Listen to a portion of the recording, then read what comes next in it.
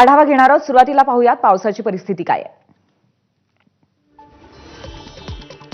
मुंबईतील Wadala BPT road परिसरामध्ये खड्डा असल्यामुळे जवळपास अर्धा फूट पाणी। मुंबईत पावसाचा जोर ओसरला असला तरी खड्डा असल्यामुळे पाण्याचा निचराच झालेला नाहीये। पाऊस थांबून 2 दिवस उलटून गेले तरी वसई पूर्वेमध्ये अनेक सोसायट्यांमध्ये अजूनही पाणी आहे। रहिवाशांना प्रचंड त्रास होतोय। पाण्याच्या निचऱ्याची सोय न झाल्यामुळे अस्वच्छतेमुळे रोगराई पसरण्याची शक्यता। विरार स्टेशन ते बोलिन्स रस्ता 48 तासानंतरही पाण्याखाली। कामावर जाणाऱ्यांचा ट्रॅक्टरमधनं प्रवास। विरार स्टेशनपासून ते बोलिन्स पर्यंत रस्त्यावर पाणी।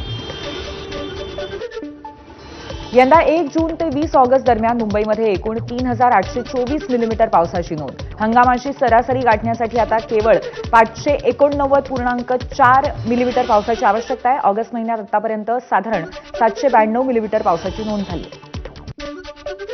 उजनी आणि वीर धरणाच्या पाण्यामुळे पंढरपुरात पूरस्थिती। चंद्रभागा नदीने इशारा पातळी ओलांडली। पंढरपूर तालुक्यातील नदीकाठच्या 42 गावांना सतर्कतेचा इशारा। पंढरपूर शहरामध्ये पूर परिस्थिती निर्माण। नदीजवळ असलेल्या अंबिका वसाहत, व्यासनारायण वसाहत परिसरामध्ये पाणी शिरायला सुरुवात। त्यामुळे नागरिकांचं सुरक्षित स्थळी स्थलांतर। कोल्हापुरात पंचगंगा नदीने धोक्याची पातळी गाठली। जिल्ह्यातील 79 बंधारे पूर्णपणे पाण्याखाली। त्यामुळे कोल्हापूर जिल्ह्यात पुन्हा एकदा पूरसदृश परिस्थिती। मुसळधार पावसामुळे कोल्हापूर रत्नागिरी महामार्ग वाहतुकीसाठी बंद। तरीही साचलेल्या पाण्यामध्ये हुल्लडबाजी करणाऱ्या चालकांवरती प्रशासनाकडून कारवाई। कोल्हापुरातील आंबेवाडी आणि प्रयाग चिखलीमध्ये पूरपरिस्थिती। गावांमध्ये शिरलं नदीचं पाणी। अनेक घरांच्या उंबऱ्याला पाणी। नागरिक अजूनही स्थलांतरित न झाल्यामुळे प्रशासनावरती प्रश्नचिन्ह।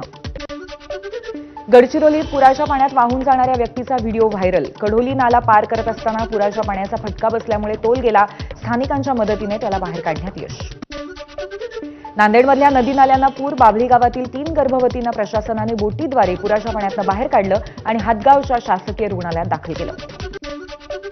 कृष्णा नदीची पाणी पातळी 42 फुटांवर। चांदोली पाठोपाठ कोयना धरणातून विसर्ग कमी केल्यामुळे पाणी पातळी झपाट्याने वाढण्याचा धोका कमी झालाय।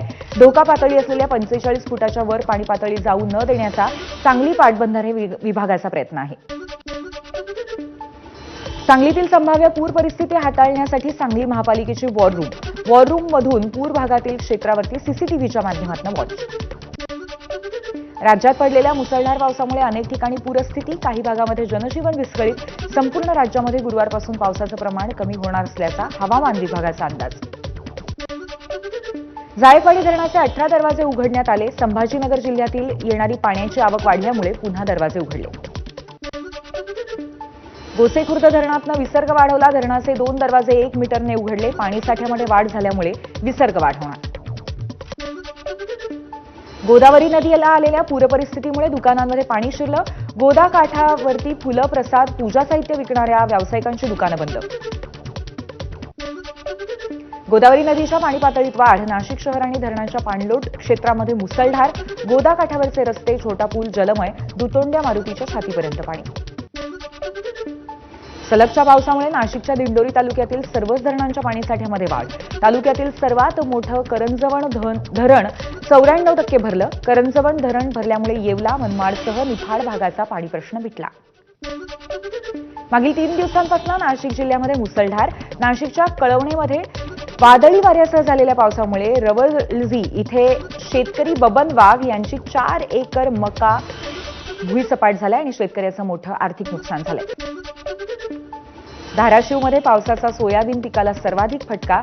उडीद, कांदा पिकाचंही नुकसान। शेतातून अजूनही पाणी ओसरलं नाहीये।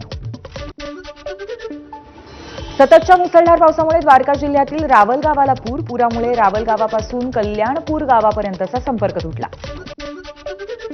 दिल्लीतली